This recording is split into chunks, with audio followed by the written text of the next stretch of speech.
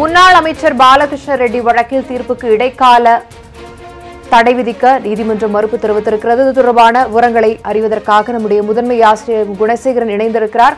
தற்போது இவருடைய தீர்ப்புக்கு இடைக்கால தீர்ப்பு, இவரை குற்றவாளி என்ற தீர்ப்பை நிறுத்தி வைக்க மறுப்பு தெரிவித்திருக்கிறது நீதிமன்றம். இது இதுபோன்ற ஒரு தாக்கத்தை ஏற்படுத்த இருக்கிறது.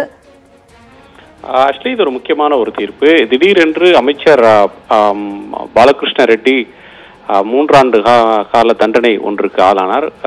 15-20 ஆண்டுகளுக்கு முன்னால் நடந்த பொது சொத்துக்கு சேதம் விளைவித்த வழக்கு ஒன்றில் அவருக்கு இப்படியான ஒரு தீர்ப்பு வழங்கப்பட்டது. இது உடனடியாக அதை அடுத்து அன்றைய தினமே அவர் ராஜினாமா செய்தார், அமைச்சர் பதவியிலிருந்து ராஜினாமா செய்தார். குறிப்பாக இது போன்ற மக்கள் பிரதிநிதித்துவ சட்ட பிரதிநிதிகளாக இருக்கக்கூடியவர்கள், எம்பி, எம்எல்ஏ, அமைச்சர், முதலமைச்சராக இருக்கக்கூடியவர்கள் 2 ஆண்டுகளுக்கு மேல் குற்ற வழக்குகளில் தண்டனை பெற்றால் பதவி இழப்பார்கள் என்பது நம்முடைய சட்டம்.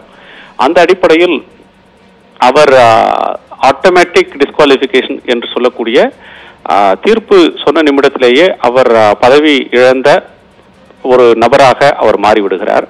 ஆனால் இந்த வழக்கில் இதுவரையிலும் நம்முடைய தமிழக சட்டமன்றத்தில் அந்த ஒசூர் இடம் என்பது காலி இடம் என்று அறிவிக்கப்படவில்லை. இந்த தீர்ப்புல 2 பகுதிகள் இருக்கு. ஒன்று கன்விக்ஷன், இன்னொன்று சென்டென்ஸ் என்று சொல்வார்கள். ஒன்று தீர்ப்பு, அதாவது அவர் குற்றவாளி என்று சொல்லக்கூடிய தீர்ப்பு. இரண்டாவது அவருக்கான தண்டனை. கீழ் நீதிமன்றத்தில், சிறப்பு நீதிமன்றத்தில் 3 ஆண்டு காலம் தண்டனை என்று சொன்ன உடனேயே ஒரு மனுவை போட்டு 1 மாத கால அவகாசத்திற்குள் நீங்கள் மேல்முறையீடு செய்து கொள்ளலாம் என்று அந்த சென்டென்ஸ், சிறையில் இருக்க வேண்டிய பகுதி இருக்கு இல்லையா, 3 ஆண்டு கால தண்டனையை நிறுத்தி வைத்து விட்டார்கள்.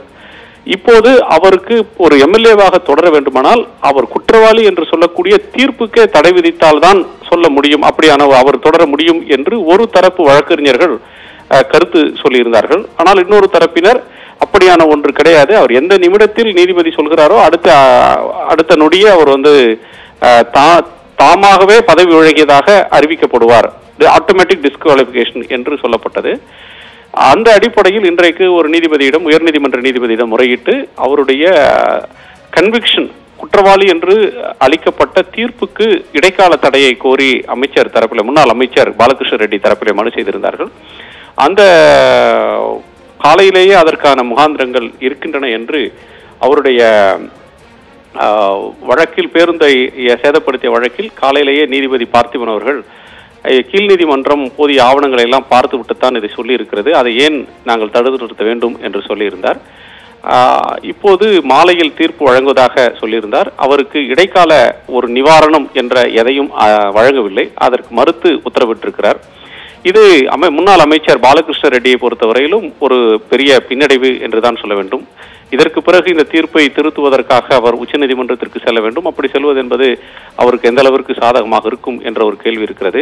நீதிமன்றத்தின் தீர்ப்பு எங்களுக்கு வரவில்லை என்று எவ்வளவு காலம் சொல்ல முடியும் என்று சொல்ல முடியாது. ஏனென்றால் முன்னாள் முதலமைச்சர் ஜெயலலிதா அவர்கள், மறைந்த முதலமைச்சர் ஜெயலலிதா அவர்கள் பெங்களூர் நீதிமன்றத்திலே குற்றவாளி என்று தீர்ப்பு சொல்லப்பட்டு சிறைக்கு செல்ல நேர்ந்த நேரத்தில் அவருடைய பதவி என்பது அவர் ராஜினாமா எல்லாம் செய்யவில்லை.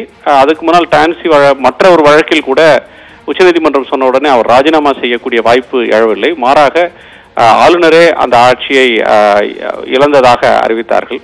இப்போது ராஜினாமா என்கிற கேள்வி இல்லை. அவருக்கு எம்எல்ஏ பதவி இப்போது பறிபோய்விட்ட ஒரு நிலை இருக்கிறது. சபாநாயகர் என்றைக்கு அறிவிக்கிறார் என்று பார்க்க வேண்டும். தமிழக சட்டமன்ற ஒரு இடம் காலி என்பதை அவர்கள் அறிவித்து தேர்தல் ஆணையத்திற்கு தெரிவிக்க வேண்டும் அதிகாரப்பூர்வமாக. அதற்கு எத்தனை நாட்கள் பிடிக்கப் போகிறது என்பதை இனிமேல் தான் பார்க்க வேண்டும். இப்போது அவருக்கு தமிழ்நாட்டு அரசியலை பொறுத்தவரை 20 இடங்கள் காலி இல்லை, 21வது இடம் இப்போது காலி ஏற்பட்டிருக்கிறது. இது ஒரு பெரும்பான்மைக்கு பெரிய அளவிலான பெரும்பான்மை இல்லாமல் நூலிழை பெரும்பான்மை என்று சொல்லக்கூடிய ஒன்றில் எடப்பாடி பழனிசாமி அவர்கள் அரசு இருக்கக்கூடிய நேரத்தில் எதிர்பாராத விதமாக இது வந்திருக்கிறது என்றுதான் சொல்ல வேண்டும். 21 இடமாக மாறி இருக்கிறது. இனி தேர்தல் என்பது 21 இடங்களுக்கும் நடத்தப்பட வேண்டிய ஒரு நிலை வருகிறது. ஒசூர் காலி இடம், முன்னாள் அமைச்சருக்கு நிவாரணம் கிடைக்கவில்லை. இதுதான் தீர்ப்பு.